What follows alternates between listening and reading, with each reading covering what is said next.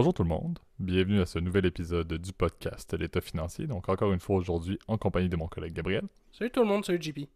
Et pour ce nouvel épisode de la saison 5, on vous fait deux places au débat. Encore une fois, ça a été un petit peu plus difficile cette semaine de mettre un label ou de les catégoriser, là, mais deux très intéressants sujets que Gab, tu nous as proposés. D'ailleurs, je te passe la parole directement à Gab parce que pour ceux qui se souviennent de l'épisode de la semaine passée, Gab avait fait un disclaimer santé avant son disclaimer plus de conseils. Son disclaimer santé va être encore plus important présentement, étant donné que je pense que le début des températures hivernales au Québec, malheureusement, a rattrapé notre cher Gab français, qui, oui, est au Québec depuis assez longtemps pour les avoir vécus, mais il en a une pas pire, comme on dit au Québec. Donc, Gab, je te laisse faire le disclaimer où je le fais déjà en ton nom, là, que je pense que tu vas avoir peut-être des petites coupures par-ci par-là, étant donné que ta toux et ta congestion ne s'est pas du tout améliorée Non, non, durant cette semaine. non, j'ai Euh, l'impression que ça s'est malheureusement empiré là, mais bon, je me soigne et en tout cas, on n'a pas reçu le message te disant ah oui, j'espère que tu vas bien Gab, mais bon, si vous vous posez des questions, je vais bien, mais c'est juste que c'est un peu de, ça fait un peu mal, mais bon, on est en train de soigner ça, puis donc désolé si vous m'entendez, mon oreille, enfin tu sais, la voix avec le, avec le rhume, tu sais, ça fait un son un peu bizarre. Ou je tousse. Désolé, je peux pas le changer, c'est comme ça. Donc, en tout cas, on va faire avec. Mais ouais, deux sujets hyper intéressants. L'actualité aurait pu nous en donner d'autres sujets, mais j'avais peur que ce soit un peu répétitif sur FTX, parce que là, il y a eu une autre faillite, encore une fois. Pour pas répéter ce que je disais la dernière fois, mais encore une fois d'une autre plateforme de crypto-monnaie. Donc, le but étant aujourd'hui de faire un peu différent. Vous allez voir deux sujets un peu différents, mais qui sont quand même dans l'actualité, qui font du lien un peu avec les économies, finances, business, etc. de manière générale. Et évidemment, là, vous allez voir pour le premier sujet, il y a une passion qu'on a en commun là, avec JP. mhm. Donc, je pense que le disclaimer ne fera pas, en tout cas traditionnel, n'aura peut-être même pas lieu aujourd'hui. D'ailleurs, c'est la première fois, je pense, hein. Non, Euh, effectivement, mais tu sais, c'est plus un disclaimer moins en mode, tu sais, qu'il n'y a aucune recommandation et effectivement, on ne parlera pas de compagnies listées à première vue, mais je pense que c'est important pour l'opinion. Là, lorsqu'on fait les places au débat, vous le savez, là, c'est important de prendre ce qu'on dit avec un grain de sel. On essaie toujours de couvrir un peu le portrait complet là, des positions possibles sur tout sujet. Puis bien évidemment, là, si jamais il y a quoi que ce soit que vous voulez ajouter, on pourra le faire à la fin, là, mais n'hésitez pas à les mettre, comme vous le savez, en commentaire. Je pense que c'est le genre de débat qui sont très intéressants à discuter et on vous fait deux segments là-dessus aujourd'hui. Donc effectivement, là, commençons en force l'épisode avec le premier segment, le place au débat. Parfait. Donc, tu l'as dit, le passion en commun, on en avait parlé pour ceux qui écoutent le podcast depuis quelques temps. On est des fans de sport, mais beaucoup de foot ou de soccer. Là, si les Américains avaient battu les Anglais, c'était officiel qu'on on peut appelait ça pas, le on peut soccer. pas. Honnêtement, Mais on peut bon, pas. on ne porte pas le chapeau. Je ne peux pas défendre l'opinion soccer après qu'on se soit fait complètement démolir par la Croatie, le Canada, dans le dernier match et qu'on est officiellement éliminé. Le deuxième pays éliminé d'ailleurs de la Coupe du Monde du Qatar après le pays hôte, le Qatar. Donc on n'a pas beaucoup d'éloges à avoir. Tout de même, on salue nos athlètes canadiens qui s'y présentent et on salue la France d'ailleurs qui s'en sort beaucoup mieux. Donc je vais changer mon allégeance pour la fin du tournoi pour encourager les cousins français. Mais effectivement, ce qu'on veut parler, c'est un peu moins du côté sportif de ce qui se passe autour du ballon rond et sur les gazons ou les pelouses du Qatar, mais plus, tu sais, bon, la FIFA en tant que telle. Autant les scandales qui ont accompagné la FIFA dans les dernières années, dans les dernières décennies, mais également, le plus spécifiquement, les scandales qui entourent la Coupe du Monde du Qatar 2022. C'est malheureusement une organisation qui emmène est extrêmement large. En fait, on est inspiré, oui, par le fait que c'est la Coupe du Monde, mais également pour ceux qui l'ont écouté là, le 9 novembre 2022, un documentaire est sorti sur Netflix là, qui s'appelle en anglais FIFA Uncovered, qui, si je ne me trompe pas, est 4 épisodes, là, qui met quand même un peu de l'avant là, tous les scandales, en fait, et surtout le côté de la corruption liée à la FIFA là, de M. Avalanche vers M. Blatter et même vers M. maintenant j'oublie son nom, là, au président de la FIFA Gianni actuellement. Infantino. Fantino, exact. Donc, on, on s'en rend compte, il y a eu beaucoup de problèmes. À partir de Avalanche, qui était brésilien d'ailleurs, on a vu une tournure quand même assez notoire là, de la FIFA qui a commencé à vouloir monétiser le sport. Là. À la base, était un peu les Coupes du Monde étaient un grand rassemblement sportif visant l'unité mondiale. Et par la suite, lorsque les Coca-Cola, les Adidas de ce monde sont arrivés en lien avec la FIFA et chacun de ces événements, on a réalisé beaucoup le côté capitaliste et aussi beaucoup l'aspect là, que les officiels, les têtes dirigeantes autant de la FIFA, mais des différentes confédérations également, s'en mettaient un peu plein les poches. Donc c'est un peu ce qu'on voit dans le documentaire et c'est également ce qui a un peu amené à ce que le Qatar 2022 obtienne la Coupe du Monde. C'est également un peu la même chose qui est arrivé en Russie 2018, là, on peut se le dire. Donc c'est un petit peu ça qu'on veut mettre de l'avant. Pour si on commence un peu plus large, si on revient sur la FIFA en tant que telle, bon, tous les enjeux de corruption étaient, bon, bien évidemment, il y avait du money laundering en anglais, du blanchiment d'argent, là, si on dit en français, et aussi beaucoup là, d'enjeux sur le fait que, bon, les votes des différentes personnes, des différentes entités, dont on parle souvent de la CONCACAF d'ailleurs dans le documentaire là, comme étant une des organisations qui avait un énorme impact sur la majorité des décisions qui passaient au vote de la FIFA. Mais on se rend compte que, par exemple, les têtes dirigeantes de la CONCACAF, et c'est le même partout, monétisaient énormément leur vote, et c'est là où le FBI là, est sorti. Je me souviens plus trop c'était en quelle année, là, je vous ressors la date sous peu, là, mais le FBI a décidé et le département de la justice ont décidé de soumettre ou de mettre à procès plusieurs personnes pour corruption et différentes charges de corruption. Il y a eu, je pense, à peu près 201 millions de dollars US qui ont été récupérés là, de comptes justement de différents membres influents de la FIFA.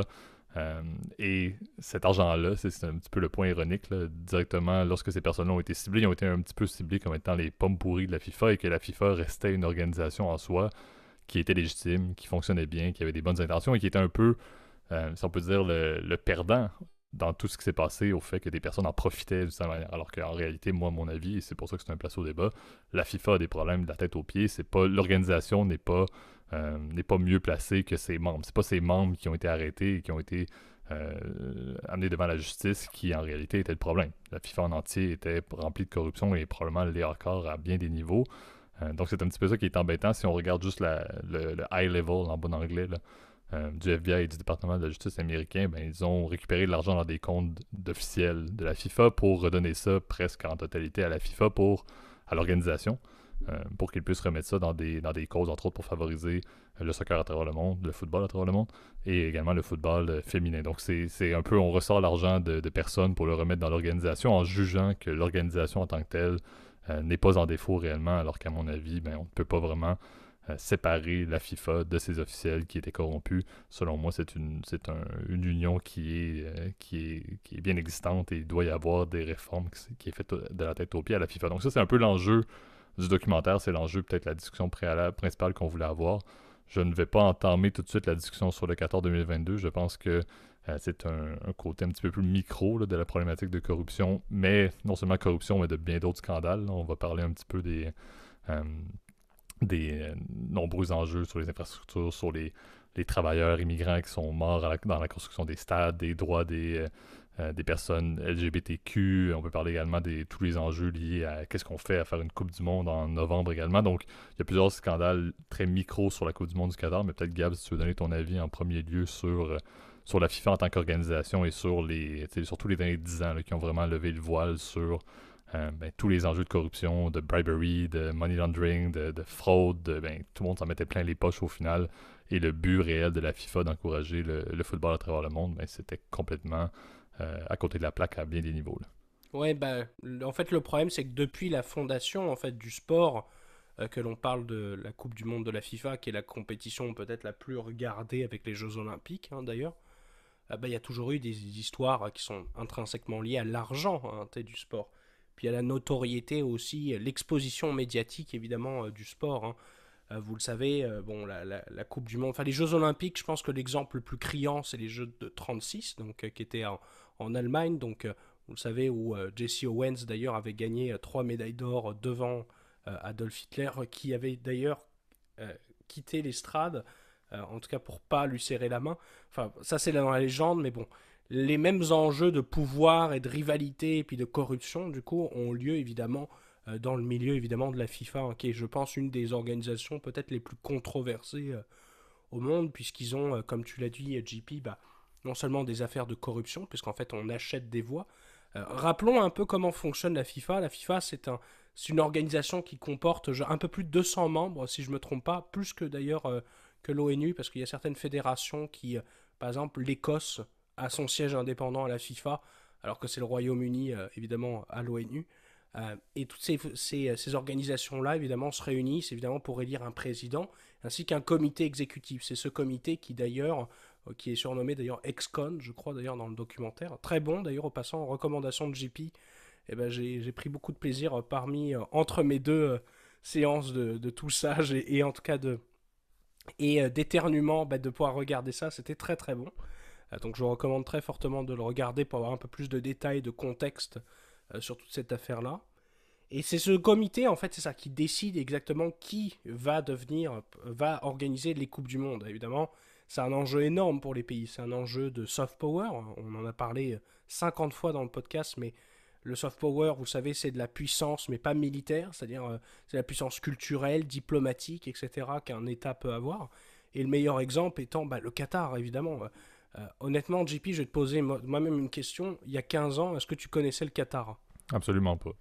Personne connaissait le Qatar parce que c'est un État un peu perdu, vous le savez, à côté, qui a comme voisin l'Arabie Saoudite et c'est pas très loin des Émirats Arabes Unis, du Bahreïn, qui est de l'autre côté, tout pareil euh, dans le golfe iranique, je crois, ça, on appelle ça le golfe d'Iran.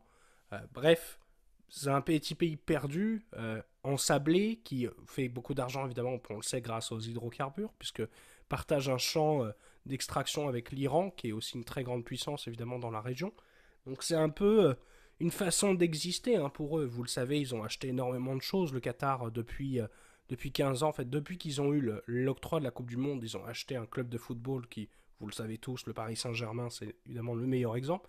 Ils commencent à se diversifier. C'est un pays qui a une façon, on va dire, de se diversifier pour exister, pour survivre, on va dire, d'un point de vue médiatique.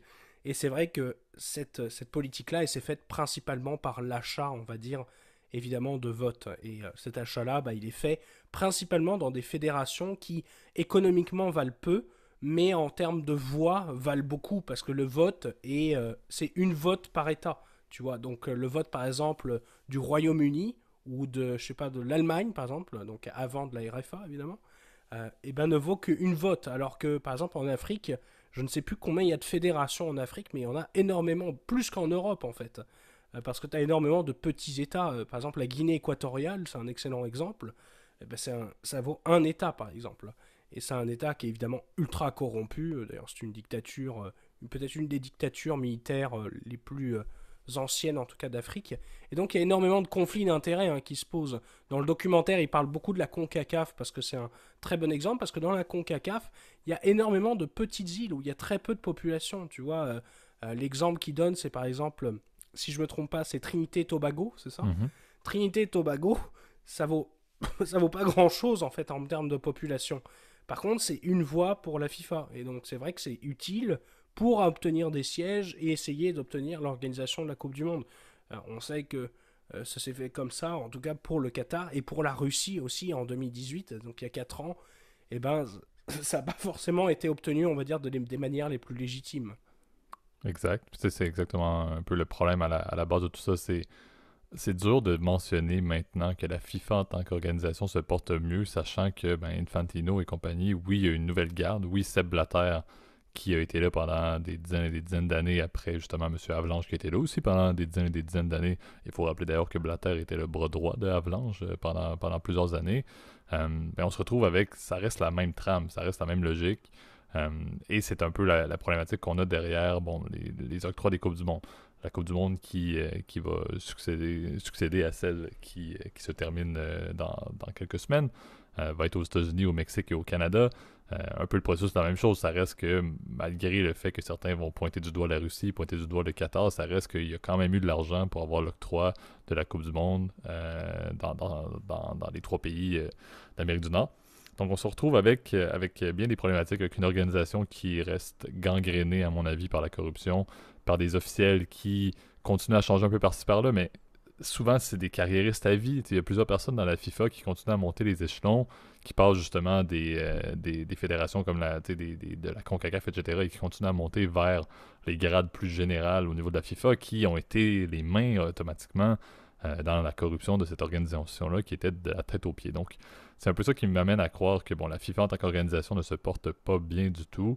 Et on le voit vraiment avec ce qui se passe aussi avec le Qatar. C'est assez troublant de voir un peu la position de la FIFA présentement pour défendre en grande partie tout ce qui a entouré la Coupe du Monde au Qatar. Et même encore maintenant, on en parlait Gab en off, mais Infantino qui a fait, je pense que c'était avant le coup d'envoi du premier match là, justement entre le Qatar et l'Équateur.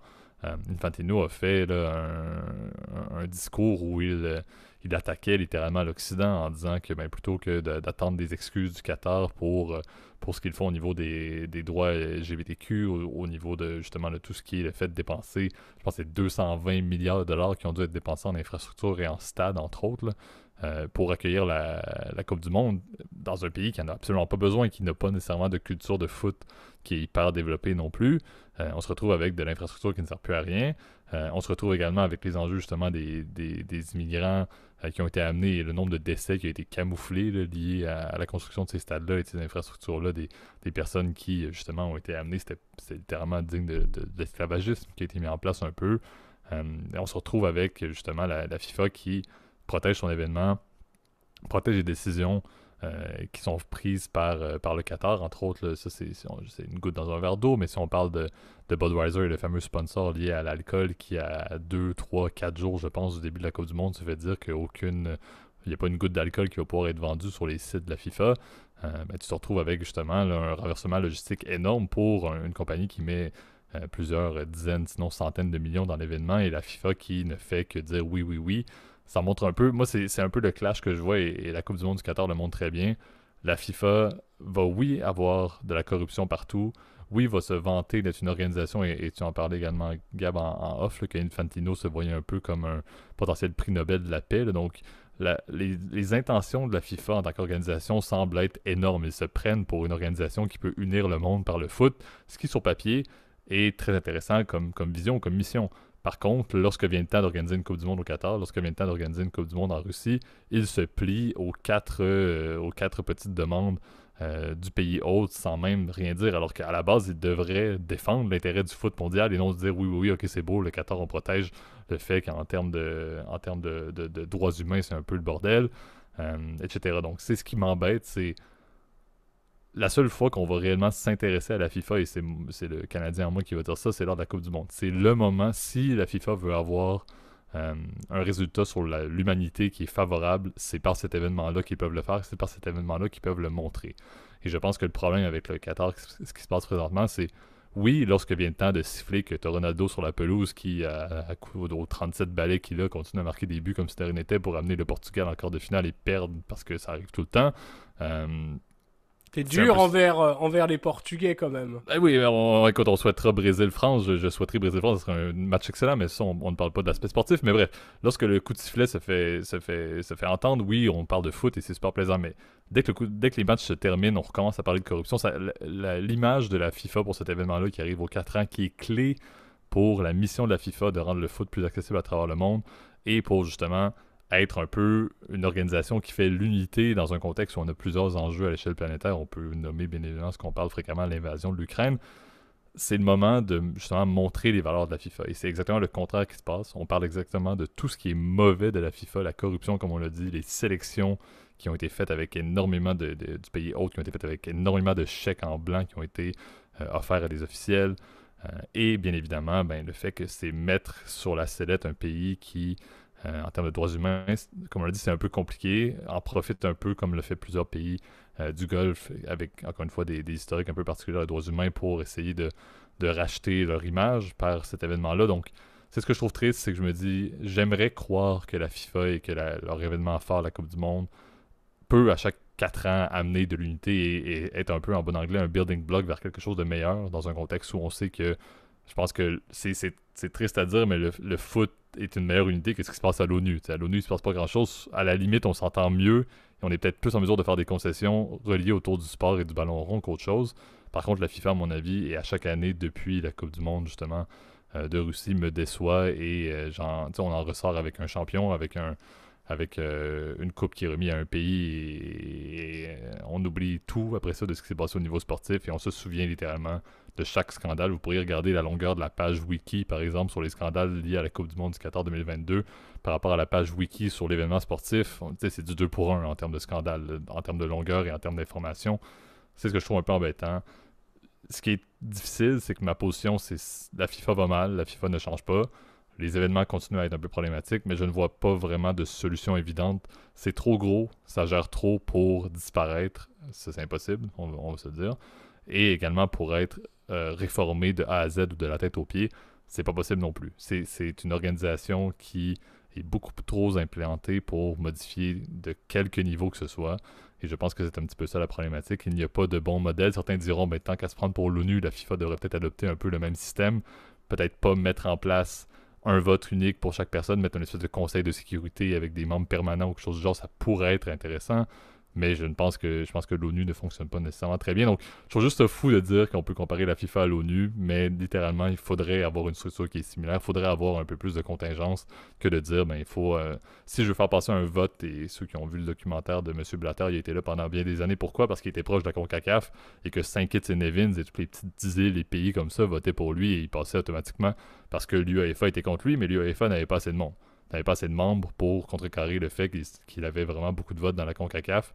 Mais si ce modèle-là persiste, la sélection de présidents corrompus peut se maintenir, la sélection de Coupe du Monde qui, sur papier, ne font pas de sens, pourra se poursuivre.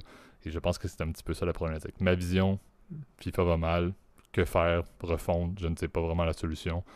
Mais clairement que ça part par le système de vote qui doit être réformé. Je pense que le documentaire le dit très bien. Je pense que le déroulement et la sélection de la Russie et du Qatar le prouvent tout autant, à mon avis.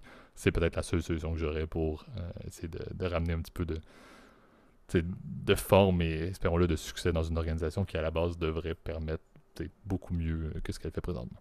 Après, il y a des bons indicateurs, hein, comme tu as dit, peut-être de changement. Bah, comme tu le vois, il y a même pendant la Coupe du Monde, le Danemark, par exemple, a clairement dit qu'ils étaient pour sortir de la FIFA, en fait, d'avoir une organisation indépendante, qui soit indépendante aussi bah, en tout cas des fédérations, des confédérations qu'on a mentionnées, donc tu sais, la CONCACAF, la CONEBOL, la CAF, l'UEFA, l'AFC, etc., qui sont les autres confédérations d'un point de vue régional. Donc c'est plus par exemple pour l'Euro, qui est organisé évidemment par l'UEFA.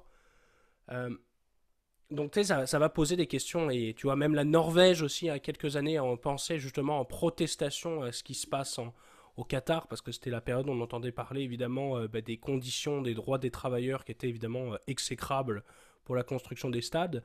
Malheureusement, notre petit doigt me dit qu'en fait, une fois qu'on est comme tu l'as dit, dans le terrain du foot, malheureusement, les gens ont oublié en fait tout ça. Parce que c'est malheureux, mais l'exposition médiatique, si tu veux, de 90 minutes fois je sais plus combien de matchs on a eu, enfin, et on aura, eh ben, c'est plus important que tous les documentaires que tu pourras faire, évidemment, sur les droits des travailleurs au Qatar. Parce que les gens s'en foutent. C'est malheureux, mais les gens, ils s'en foutent, en fait. Ils passent à côté. Mais c'est Le jeu de malheureux. mots, d'ailleurs, je ne peux pas passer à côté, il s'en fout. Je le ris constamment. Non, Bravo, non, bravo Gab non. là-dessus, bravo. Ah non, C'était involontaire, mais c'était très bon. pardon, mais c'est fou. Tu vois, c'est malheureux, hein, mais c'est la vérité. Et ce qui est, c'est d'autant plus grave, c'est que c'est vrai qu'effectivement, le Qatar, c'est un pays qui est critiquable. C'est pas non plus le pire pays, hein. Il y a eu des Coupes du Monde, je pense, à mon Non, avis, ça c'est vrai. qui ont été beaucoup plus controversées. D'ailleurs, je crois que c'était en 76, quand c'était l'Argentine qui l'a organisé en pleine dictature militaire.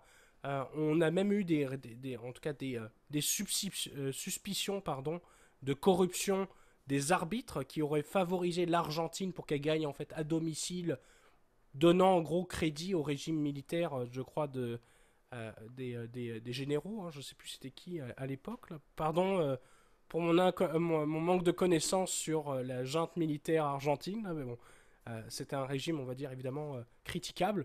Comme encore une fois les Jeux de 36 à Berlin, hein, c'est la même, comment dire, phénomène. Et donc c'est vrai que ça pose des questions évidemment sur ce point de vue-là, de savoir est-ce qu'on préfère pas encourager en tant qu'organisation internationale la démocratie, donc l'organiser peut-être dans des pays pas forcément, on va dire, euh, plus riches ou plus pauvres, mais dans des pays au moins où il y a une protection des droits humains, où si tu veux, il y a une régulation qui est importante, par exemple pour les conditions de santé, sécurité au travail.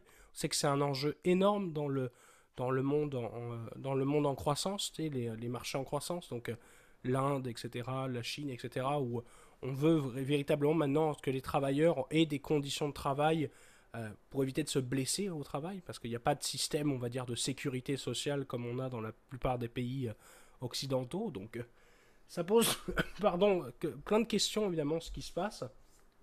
Et bon, on a effleuré, évidemment, la question des LGBTQIA, etc., qui pose aussi question, parce que ce serait trop complexe, puis je pense que ça prendrait trop de temps. C'est plus un enjeu culturel rendu là. Euh, mais on va voir ce que va donner évidemment la suite. Moi, je vous recommande en tout cas d'écouter le documentaire. C'est une très bonne base de départ. Et puis je pense qu'aussi les bouquins de Romain Molina aussi, qui a une chaîne YouTube, c'est excellent. Enfin, vous retrouverez d'ailleurs des termes que JP toi-même t'as utilisé. En fait, le côté, il se voit comme Gianni Infantino se voit comme le nouveau Messi en fait, parce que c'est quelqu'un qui arrive à discuter à la table de tous les plus grands pays du monde. Hein. Honnêtement, Gianni Infantino a peut-être fait plus, par exemple, dans la résolution du conflit russo-ukrainien, par exemple, évidemment avant les événements de 2022, que n'importe quel chef d'État, parce que c'est quelqu'un qui est capable de négocier de manière hyper intéressante. Après, il a des liens de conflit d'intérêts pour le coup avec le Qatar, ça j'avais oublié de le préciser, puisque ce dernier habite au Qatar depuis un peu plus de 2 ans, donc évidemment tu te sens mal, évidemment, de critiquer le propre pays qui t'héberge, évidemment, avec un visa, parce que c'est très difficile aussi d'habiter au Qatar sans visa. Là, donc, en tout cas, c'est d'autres choses qui vont nous poser des questions. Et je vous invite, pour le coup, à débattre en commentaire. Moi, je serais intéressé de savoir c'est quoi votre opinion, en tout cas, sur ce sujet qui est passionnant et on a essayé d'aborder dans une vingtaine de minutes, mais ça pourrait nous prendre 3 heures, rien qu'en parler. Là. Absolument. Tu sais, je pense que notre discussion et espérons-le la discussion que vous aurez dans les commentaires le prouve, là, mais tu sais, c'est rassembleur le football, mais il faut que ce soit rassembleur pour les bonnes raisons. C'est un sujet qu'on peut parler dans tous les sens, de tous bords, de tous côtés. Mais je pense effectivement qu'il y a des problématiques qui doivent être réglées. Encore une fois, les positions sont toutes bonnes. Je pense que c'est également pertinent de mentionner que bon, tout sport ou tout événement international implique des positions qui ne peuvent pas être seulement sous la vision occidentale qu'on peut peut-être représenter dans le podcast. Donc c'est sûr qu'il y a ça qui est à prendre en considération également. Mais j'ai bien hâte de voir, comme je dis, j'ai toujours l'espoir qu'après chaque Coupe du Monde, il y a peut-être quelque chose qui peut se produire. Je pense que juste le départ de Blatter et de Avalanche, là, de ce fameux duo-là, peut amener quelque chose d'intéressant, mais je pense qu'il y a encore beaucoup de points à passer. Donc c'est un sujet qui est passionnant, qui nous passionne encore une fois et qui, espérons-le, vous a passionné également. Mais on va passer dès maintenant vers le deuxième segment qui va encore une fois nous relancer vers un autre débat parce qu'on vous fait un second place au débat. Parfait. Donc, deuxième sujet, encore une fois, d'actualité et d'actualité très, j'allais dire très récente pour un événement là, qui a amené certains changements dans cette situation-là, mais je pense que ça fait quand même depuis quelques temps déjà qu'il y en a, depuis même plusieurs années, plusieurs décennies. Mais on veut faire un petit retour sur les manifestations en Chine là, qui ont été mises pas mises au jour, là, mais qui ont augmenté quand même de manière assez notoire dans les derniers jours. Là. Il y a eu un événement, en fait, bon, on se souvient, là, la dernière fois qu'on en a parlé, il y avait le congrès du parti, Xi Jinping a bien évidemment été réélu, on le voit toujours comme étant, entre guillemets, un dictateur à vie. Bon, il y avait eu tout l'événement avec un de ses prédécesseurs qui avait été sorti de la salle d'assemblée. Bref, il y avait toute cette histoire-là qui a amené à voir justement un renforcement du pouvoir de Xi Jinping qui était déjà très fort. Mais il est arrivé avec, comme toujours, la Chine maintient une stratégie très, très stricte au niveau de la COVID. La fameuse la politique zéro COVID est énorme. Il y a encore des lockdowns, là, j'oublie le terme, on est tellement rendu brisé que j'oublie le terme en français. Là. Des confinements. Des confinements, voilà. Donc des confinements sanitaires qui, comme on l'a vu durant la pandémie, en Chine, c'est des quartiers en entier, c'est des millions de personnes qui sont soudainement presque refusées de sortir de leur domicile ou même de dans un contexte peut-être un petit peu mieux ou plus modéré là, de leur quartier et qui est extrêmement strict au point même, on avait vu là, que les personnes étaient arrêtées si tu sortais de chez toi. Les cas de COVID continuent et par rapport à ce qui se passe par exemple en Occident, donc notre stratégie où on apprend à vivre un peu avec la COVID et on l'a vu depuis les derniers mois, la Chine se maintient avec le fait de continuer les tests, de continuer les confinements massifs. Et il y a eu dans la ville de Xinjiang un feu qui est arrivé dans un bloc appartement et 10 personnes sont mortes avec, selon une vidéo qui était sortie, le fait que la fameuse politique zéro COVID aurait été en cause de certains délais pour que les pompiers puissent intervenir et potentiellement sauver ces vies-là. Et c'est avec justement le pouvoir de Xi Jinping, le fait d'avoir la censure au niveau des médias sociaux et de l'information, la politique zéro COVID énormément stricte, mais c'est là où il y a une génération peut-être plus jeune dans les villes qui a commencé des manifestations plus constantes, qui a commencé avec une vigile justement en la mémoire là, des 10 personnes qui ont perdu la vie alors qu'ils n'auraient potentiellement jamais dû la perdre si ce n'était pas le cas de délai au niveau de l'intervention des pompiers. Et ça a pris de l'ampleur dans plusieurs villes justement pour essayer de dénoncer non seulement à la base de la politique zéro COVID, mais de manière beaucoup plus large la dictature, le fait, l'absence de démocratie en Chine, que la nouvelle génération commence à comprendre, que la génération peut-être d'étudiants qui voient l'éducation et qui, malgré la censure et tout, ont quand même accès à de l'information sur ce qui se passe à l'extérieur de la Chine, ben, perçoivent un peu que ben, c'est pas viable et ce n'est pas nécessairement intéressant pour eux de poursuivre leur vie dans un statut où ils ne contrôlent absolument rien sous le président Xi qui va continuer, encore une fois, à implémenter une politique, selon moi, qui va être encore plus proche d'une dictature complète, pardon, dans les prochaines années, dans les prochaines décennies. Donc, une montée sociale au niveau de la Chine. On le sait très bien, ce n'est pas la première fois, ce n'est pas la dernière fois, potentiellement, mais je pense que c'est quand même important de prendre position et de mettre un peu d'ampleur là-dessus. Tu le parlais, Gab, dans le petit faux disclaimer pour la première fois depuis les centaines d'épisodes qu'on a fait, mais il y a eu un impact dans les marchés. L'impact est toujours le même. La Chine est instable. La Chine amène ce genre de manifestation sociale-là, mais également la politique zéro COVID amène des doutes sur la capacité de la Chine de maintenir leur croissance économique ou leur puissance économique. Et bien, qu'est-ce que ça implique, cette problématique-là? Ben, c'est l'économie mondiale se porte beaucoup plus mal si la Chine ne roule pas à plein régime. Depuis la pandémie, ce n'est pas le cas. Et chaque moment où les perspectives futures de la croissance de la Chine sont affectées, l'opinion des analystes par rapport à la performance de l'économie chinoise sont remis à risque, sont remis en défaut, ben c'est là qu'on se retrouve un peu avec cette discussion-là. Donc les indicateurs en ce lundi ont baissé pour la majorité des places boursières, d'ailleurs aux États-Unis, si je ne me trompe pas, sous la logique justement de ce qui s'est passé ce week-end. Donc c'est sûr que ça a un impact direct. On aimerait avoir, dans un monde idéal, c'est ma position, on aimerait avoir une Chine qui est plus libérale, mais d'une certaine manière, on aimerait avoir une Chine où les droits des individus leur permettent de travailler et leur permettent, encore une fois, de vivre une vie qui a de l'allure, permettent de vivre une vie qui continue à avoir une croissance de la classe moyenne et qui permet également à la Chine d'optimiser leur position sur l'échiquier mondial, qui est, dans la majeure partie, mais c'était la manufacture mondiale. C'est le pays qui exporte à tout le monde tout ce qu'on a besoin pour produire, encore une fois, les produits finaux et biens et services en fait qu'on a en grande partie en Occident. Donc c'est un peu la trame, là. Donc montée sociale, beaucoup d'incertitudes, on l'a vu. Bien évidemment, très rapidement, plusieurs arrestations et tout. Donc la censure a été remise, les vidéos qui sortent sortent en général à l'extérieur du pays parce que dès que quelqu'un met une vidéo de manifestation, c'est retiré. Donc la Chine a développé vraiment un espèce de bouclier qui est énorme pour limiter justement cette capacité-là pour des grands renversements sociaux de plusieurs centaines et millions de personnes. Mais on voit encore une fois qu'il y a quelque chose qui se trame. On verra la suite, on verra qu'est-ce que ça va amener, mais c'est certain que, espérons-le, ça va amener certains changements. Du moins, peut-être pas dans une soudainement une démocratie complète en Chine, mais vers un Xi et le parti central qui va être peut-être un petit peu moins strict, qui va pas aller aussi rapidement vers le contrôle total qu'ils avaient déjà, mais qu'ils semblaient vouloir continuer à mettre une mainmise supplémentaire comme on l'observait. Bah, il y a les premières voix d'opposition qui commencent à se montrer sur la politique zéro Covid parce que cette dernière est un échec. Dans la plupart des pays où elle a été lancée, elle a été annulée. On sait que c'était l'Australie qui a été une des premières nations à mettre beaucoup d'accent évidemment sur le zéro Covid. la Nouvelle-Zélande aussi. Bon, c'est sûr, c'est plus facile avec leur situation géographique, mais on sait qu'aussi l'Europe, à un moment donné, a eu une politique de confinement, donc pas quasiment zéro Covid, mais on s'approchait, on va dire, d'un confinement très strict. Et la plupart des pays, évidemment, ont abandonné cette position-là parce qu'elle coûte très cher, comme tu l'as dit, JP, économiquement, hein, parce que c'est bien beau de, comment dire, de relancer la croissance, mais relancer la croissance alors que tu as beaucoup d'incertitudes sur est-ce que les usines vont tourner, c'est problématique. Tu sais que d'ailleurs il y a de plus en plus d'investisseurs qui commencent à craindre, si tu veux, la Chine.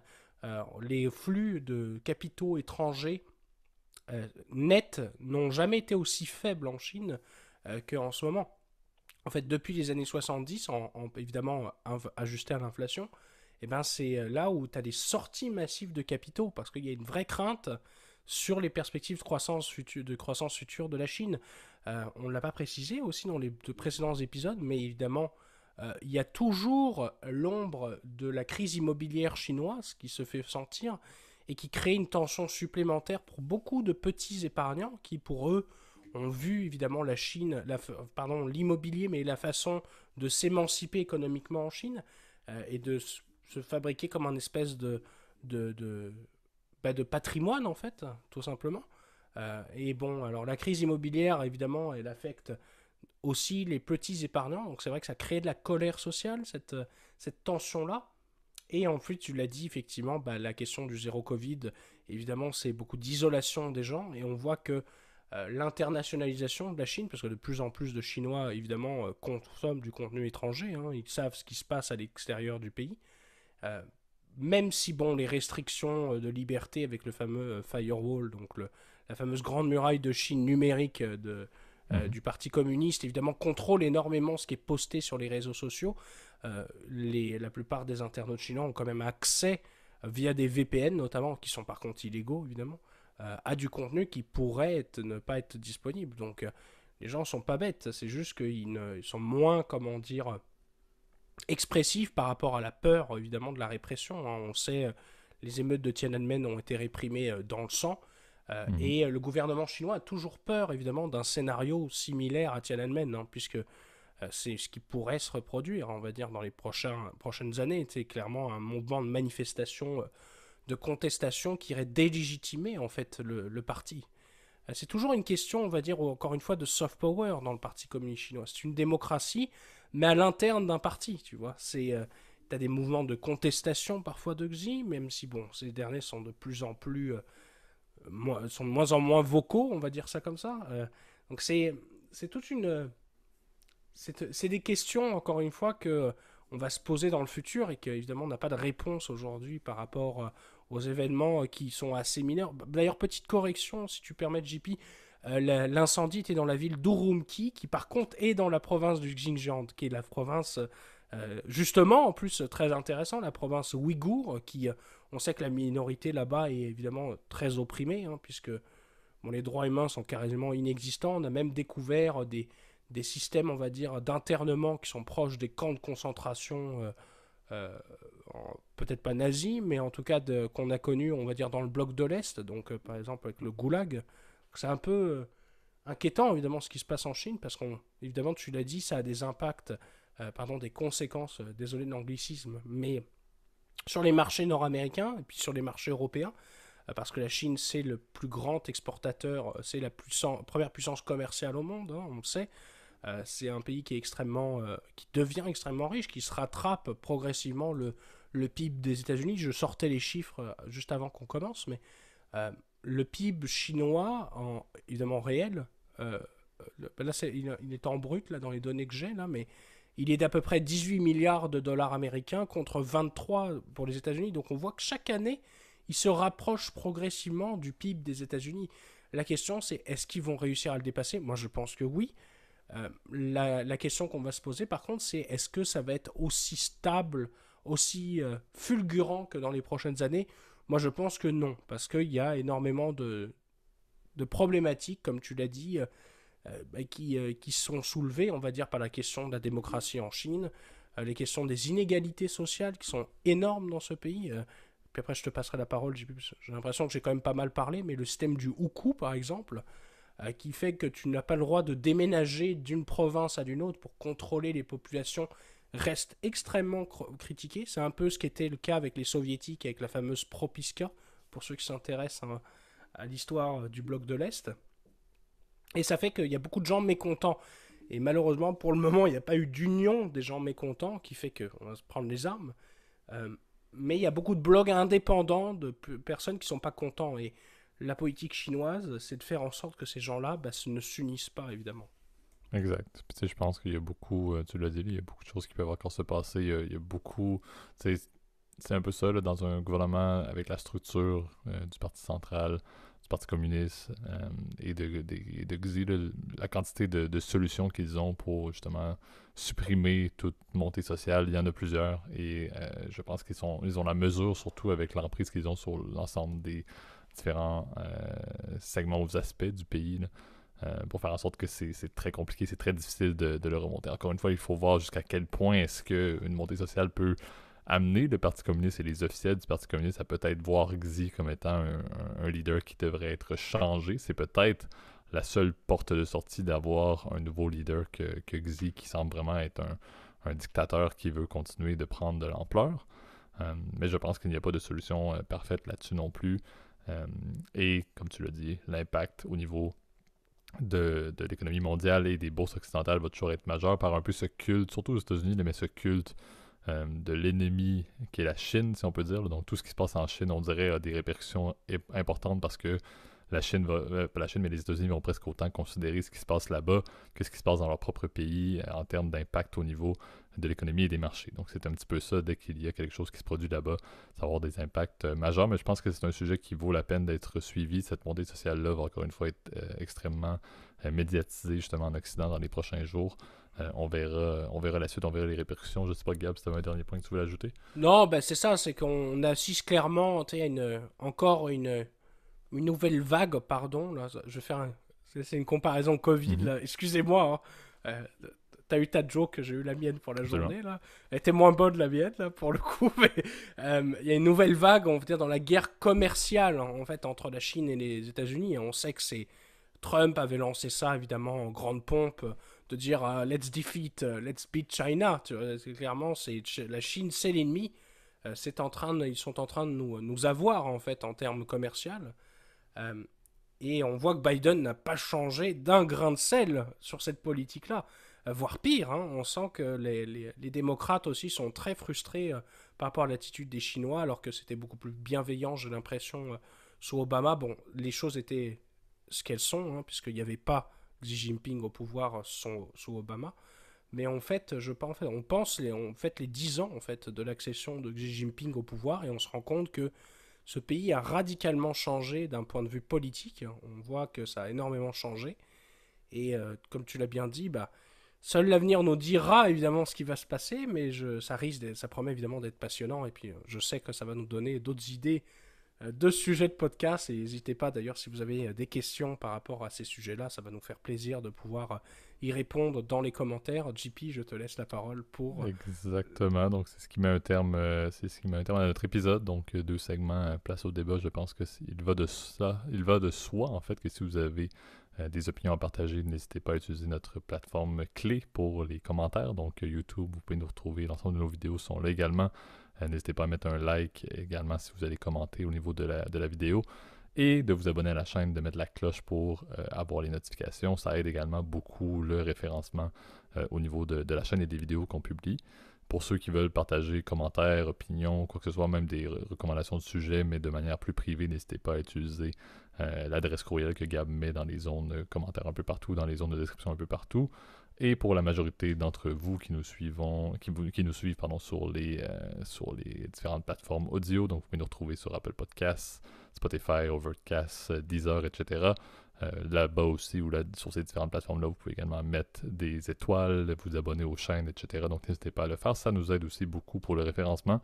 Je pense que également, lorsqu'on fait des places au débat, c'est pertinent de le dire. En fait, la raison pour qu'on a fait ces sujets-là, c'est qu'on en a parlé en off, et pas seulement hier, mais très fréquemment. Je pense que les places au débat vous amènent également peut-être à prendre certains sujets du podcast, espérons-le, et en parler avec vos proches et vos amis. Donc n'hésitez pas à leur parler également du podcast. On l'a toujours dit, le bouche à oreille est à la base de la communauté qui s'est créée autour du podcast État financier.